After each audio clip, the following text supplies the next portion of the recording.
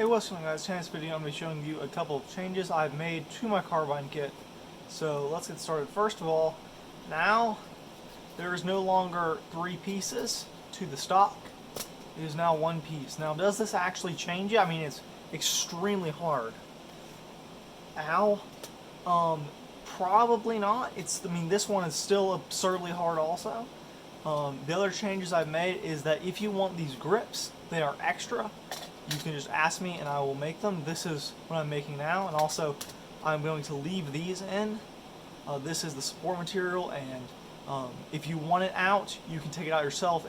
But if you don't want it out, I won't take it out, and I won't have to reprint you another one. Here is the a black one, and then also I have hydro dipped mine, and so here is mine. Nice and hydro dipped, and I think this front end looks really cool. Okay, and then the other question was about, do AR-15 stocks fit onto here? And the answer is, oh, absolutely. They are perfect fit. This is a standard buffer tube, so you can put whatever stock you want on here. The other thing was how to put these in your car.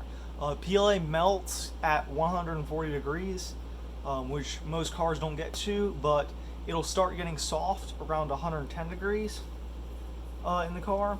So just don't put them on direct sunlight, like put a towel over your kit. So just have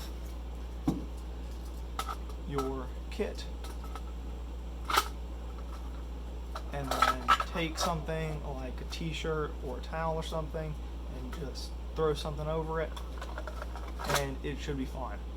That was a terrible demonstration, but you understand what I mean. Yes, so this Carbine kit is now better than ever. It's still $50 plus shipping, even though it's slightly better now. And those are just some of the questions I've had. These prints have turned out really well, and I'm very happy with it.